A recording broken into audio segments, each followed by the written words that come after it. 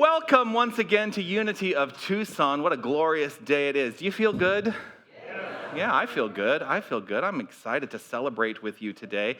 I'm Reverend Dr. Jonathan Zenz, for those of you who may not know who I am, and I am the senior minister here at this glorious spiritual center where we gather every single Sunday to celebrate. We celebrate life, we celebrate light, we celebrate love, because those are attributes. Those aren't the only attributes, but those are some of the attributes of a divine creative power that we refer to as God.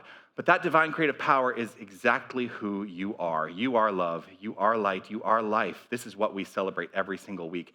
Now, our purpose here at Unity of Tucson is to provide a safe, loving, and inclusive space where we can all explore the principles of New Thought. It is the New Thought spiritual philosophy that we teach here. And we provide this space for people to explore the principles of New Thought in order that we may master spiritual understanding, find personal purpose, and develop a spiritual path. And what I have found is that the development of a spiritual path and the adoption of a spiritual path in my own life has enhanced the quality of my life. And so that's why I share with you what I have learned. But here's the thing about that.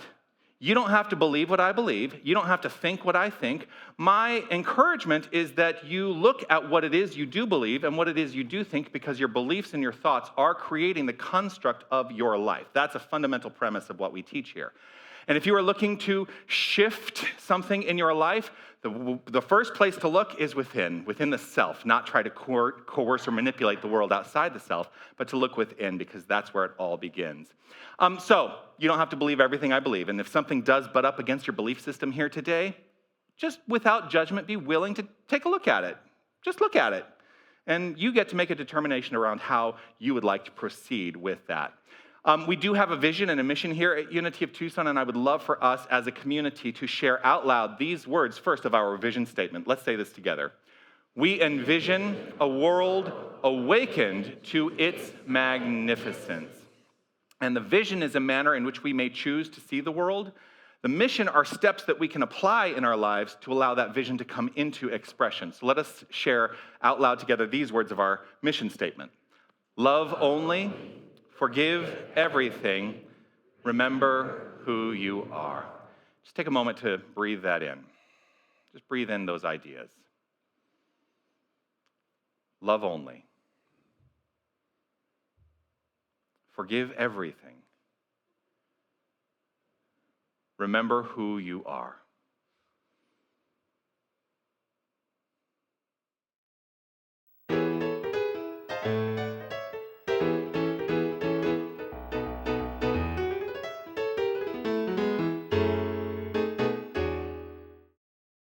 Should I choose the smoothest course, steady as the beating drum?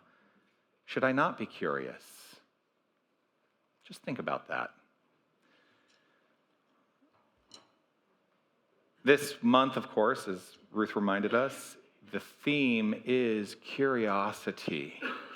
And there was a curious thing that unfolded for me as I was considering what I wanted to talk about this week. It actually happened on Monday. It was one of those rare weeks where I knew what my talk title was going to be on Monday, and it happened when I was teaching the practitioner class on Monday afternoon. And I said, oh, I know what I want to talk about on Sunday. And as I consider it throughout the week, of course, things shift and change, and I had given a talk title, and the talk title is still relevant. But what I meant to say on Monday has transformed itself. And so that's the good news, because we are in a constant state of unfoldment, of transformation, just like the river. Just like the river, we can always be in the flow and allow ourselves to magnificently welcome whatever is meant for us to express and to take in. Are you willing to be in a state of curiosity about what unfolds in every moment? Yes, please. Yes. Yeah. One practice that I love related to curiosity is the practice of truly approaching life and every interaction with openness rather than judgment. But one of the things that we are taught in our society is to be aware. and I'm talking about not the good kind of awareness, like I am aware. No, I'm saying we should beware, beware. We're taught to have judgment in our approach to every interaction, most interactions. But I think true curiosity is the capacity to let go of that beware concept and allow ourselves to be open, to question, to wonder, to explore every new possibility, because every moment is a new possibility. I am reminded of a song that was written and performed by Lisa Ferraro and Erika Luckett called Awe. And I have never tried to sing it here because it is a very challenging, complex song that sounds really great the way they perform it. Not for me. Maybe I'll send it to you. But the refrain of the song keeps coming back to saying this: if you're not in awe, you're not paying attention. If you're not in awe, you're not paying attention. What if we allowed every interaction, spoken or not, every interaction we have with one another, spoken or not, to be held to a deeper spiritual truth idea? What if we truly acknowledged the magnificence that we see and claim every Sunday beyond these walls? Understanding it about every single person we encounter, whether we know them or not. I was at Starbucks this morning. Shocker, I know, for those of you who know me. It is a joke, of course, that I drink a considerable amount of coffee.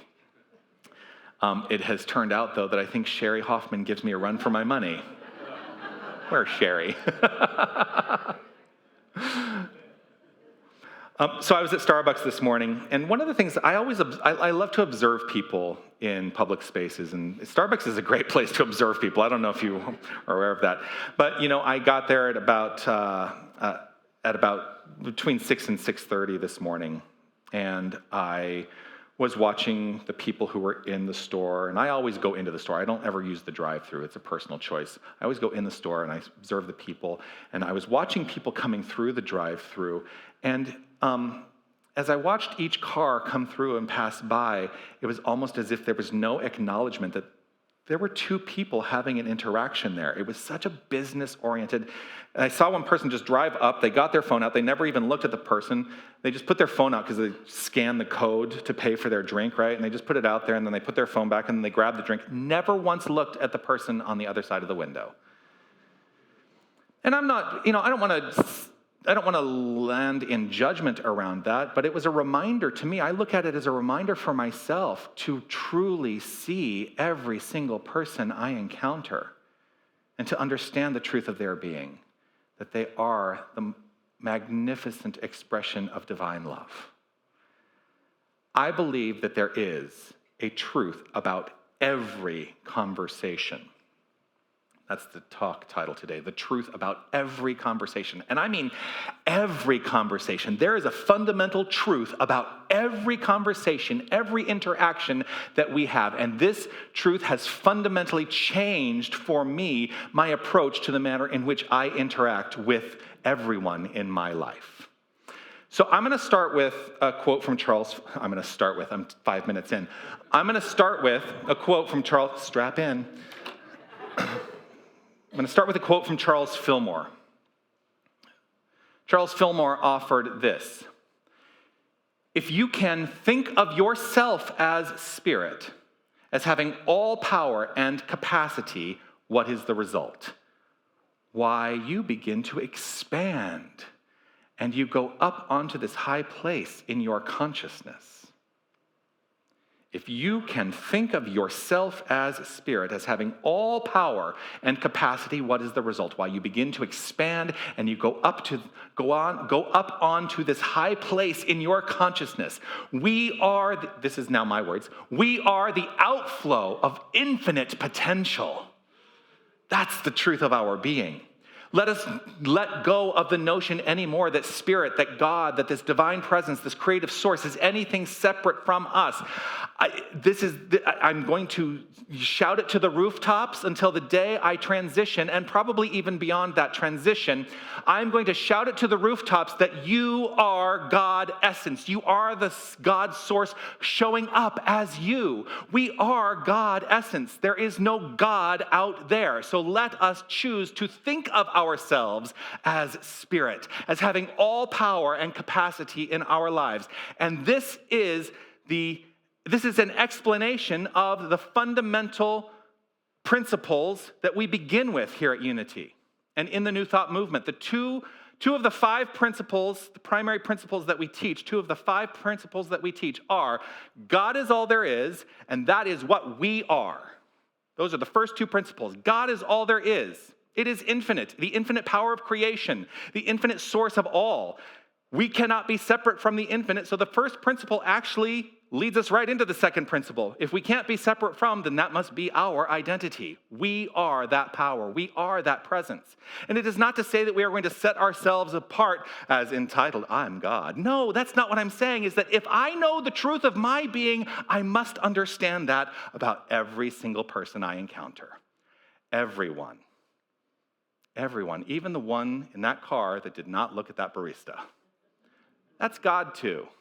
And it's an unfortunate interaction, but that's the truth. They are God expressing too. And I don't know what's happening in their lives that made them so focused on just getting through the day and getting out the door, or getting out the door, they're in their car, getting through the drive-thru and just getting on to what they needed to do. I don't know what was happening for them, but I will hold true in this state of faith. And this is a profound state of faith for myself. They are God. Faith means something that is so inwardly embodied that it cannot be questioned in my mind. And we all have different experiences and expressions of faith. But that is a faith that I will hold on to for infinity. Because I'm an infinite being. And even when I let go of this limited expression, I will continue to be, as we all will. When we live from a divine identity, we dismantle the constructs and the concepts of limitation in our lives, and we begin to see every interaction as an opportunity for our own expansion. The high place in consciousness is the infinite realm, the pinnacle of divine curiosity, where every interaction reflects a consciousness centered in unity. We teach unity here. I joke sometimes, we teach unity. We're not called separation. But what does unity truly mean? What does it truly mean to understand a life centered in and grounded in a consciousness of unity? It means we must let go of the judgments we have of others and understand the truth of being. That's what I believe. That lyric, should I choose the smoothest course, steady as the beating drum, should I not be curious? Should I not be curious? Well, here's the thing. We're always at choice. We are always at choice to stay the course. That is a choice we can all make. I don't find much joy in life by staying the course. It might be comfortable, but it might not lead to an experience of infinite joy. Curiosity calls us to find the peace that exists in the activity of stepping into the unknown, to find peace in our hearts around that. And here's the truth. All that lies ahead is unknown. As much as we think we know what's going to happen 5 minutes from now, we don't. Why not allow ourselves to move forth in curiosity about that, from the point of view of understanding that it is all the outflow of God essence. Unity teaches that first principle. Unity teaches there is only one presence, one power, the infinite creative source of all life. That's some language that I put around expressing the first principle. And I get questioned sometimes about the G word, You know what G word I'm talking about? God. Because we have this idea of what God is. And here I'm going to let you all off the hook. If you are not comfortable with the word God, you don't need to call it God. I use it as a shorthand. Many of us do use it as a shorthand because we have allowed ourselves to go on a journey, an intellectual journey that has deepened us in a heart space to know that God is not God, but rather God. Life force energy within, spirit, love. And I like to use this as an acronym. God means greatness on demand. Greatness on demand, and that greatness is who you are. There is no deity out there that has any bearing on your expression of life because you are the authority in your life. And that is the first and second principle, essentially. An illustration of the first principle, though, is that the divine is like a river. The river seems to be the thing, right? The divine is like a river, always moving, always, the current is always active. It is always flowing. It is without fail. It is never ceasing to be.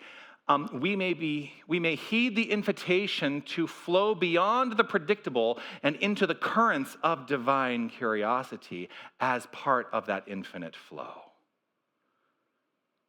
What lies just beyond the river bend? What lies just beyond the river bend in every interaction and connection with another? I don't know. And I like that. That's exciting to me because it also invites me into this idea. I get to participate in the creation of what lies just beyond the river bend. I know nothing. One of my favorite affirmations, and oftentimes I use this affirmation, I know nothing. Now, what can I know? It is an invitation essentially to step into beginner's mind, to let go of all the things that we hold on to from the past, to say, I know nothing, absolutely nothing, but I am willing to move forth in curiosity to know something. Now, what can I know? So, as I said before, if God is all there is, that leads us to the second principle. We are not separate from, we are aspects of and the flow of this greatness on demand. What if we stopped? Because I think a lot of us do this. What if we stopped looking for the exceptions to what we have perceived to be the rules of separation, the rules of a consciousness of less than, and started being the expression purposefully? What if we stopped looking for the exceptions and started being the expression purposefully? That's what the great mystics have all invited us to understand. Instead of leading with limitation, we could lead with loving expansion. What if we led our lives with loving expansion every single moment? It's one of the things that we're encouraging in the training of our prayer chaplains, to lead with loving expansion in our hearts. We are in the midst of, we started yesterday, the new class of prayer chaplains. But part of what we've done this year is we've invited all the existing prayer chaplains to participate in the training program again, because there's always something more to know. And they have all moved into this practice with divine curiosity, and for that I am deeply grateful. What if we just led every moment with loving expansion? How different would life be? Have you ever had a challenging conversation?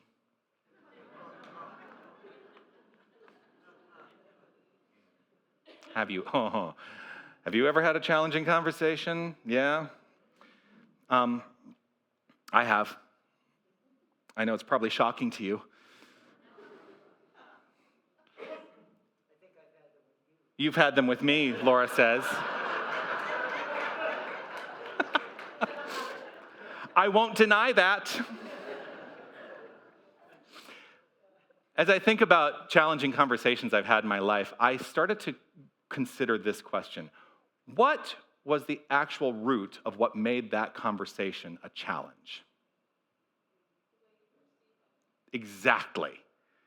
Did y'all hear that? The way I perceived it. It's all perception. If I perceive a problem or conflict or fear, if I perceive those things in the interaction, then it's probably going to be a challenging conversation.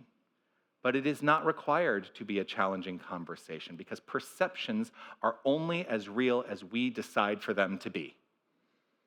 One of the practices that I have with my spouse is to be able to have open conversations about things that might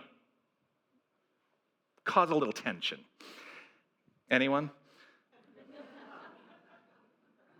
But when I know that I want to express something that I perceive might allow a little tension to come up in the interaction, I say to him, listen, I want to be able to express this, but this is not for you to own, and it is not for you to fix. But I want to be able to express this. I know that my responsibility in this is my responsibility in this. And I hope that you will hear it with compassionate ears and a loving, expanded heart. What if we engaged in every interaction from that point of view? No one is there to be the recipient of anything that we put out that we expect them to fix. No one out there is meant to fix us. We are responsible. Because those challenging conversations, perceptions only. Living a life of curiosity, what if? That's the ultimate curious question. What if?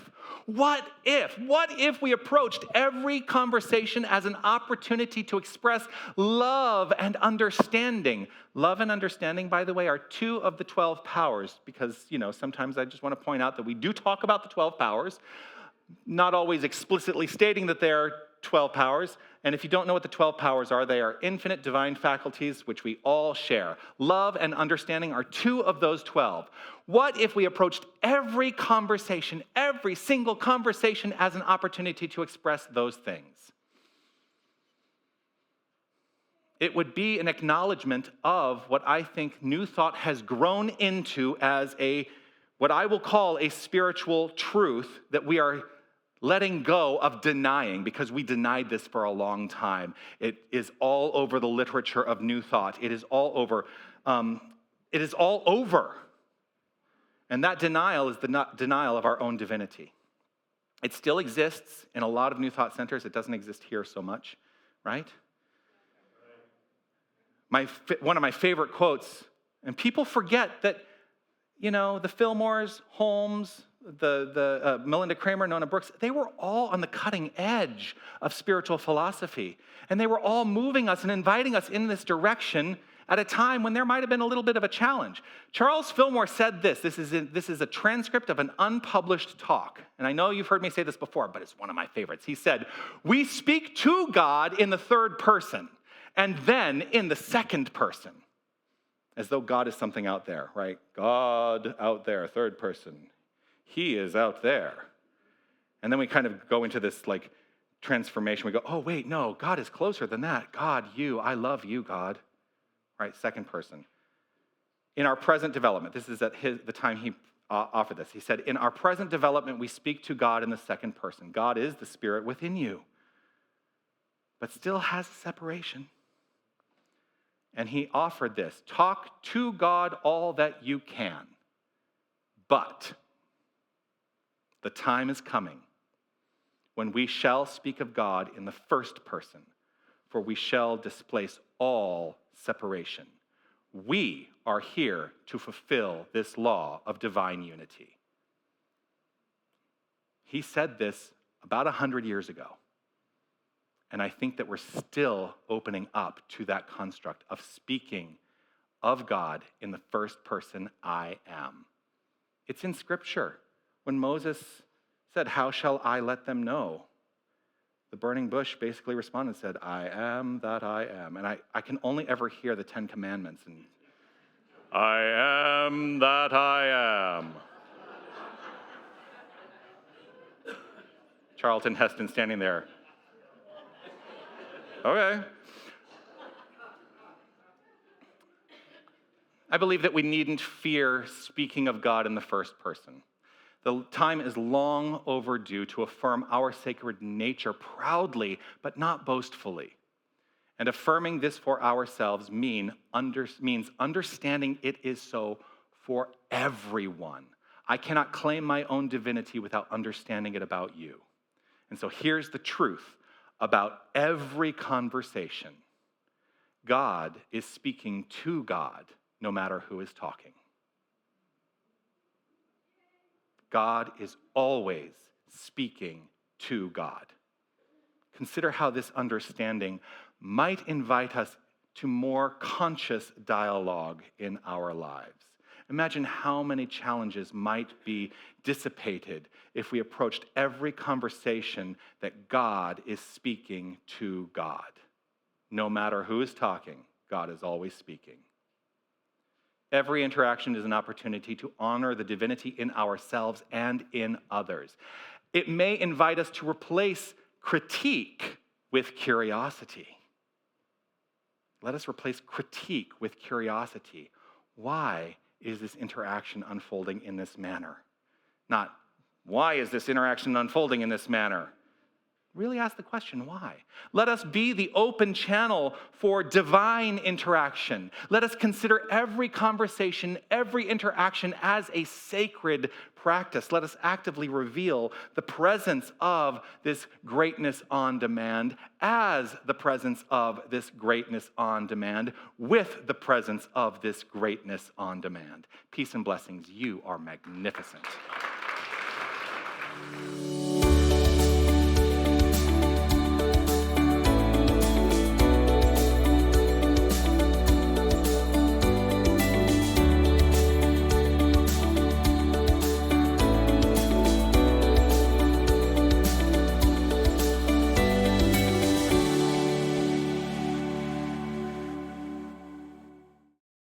The home practice this week, you might have guessed, approach every conversation with curiosity, and in each interaction, ask, what divine truth is seeking expression here? Remembering this always, God is always speaking to God. That's the home practice this week. If you're new to our community, I offer a home practice every week as a way to allow us to take out beyond these walls a practical way of applying what we've heard today. So that's, just so you know, that's one of the things, and I'm going to you because you're the only ones who raised your hand. Grateful to have you here. So that is the home practice this week.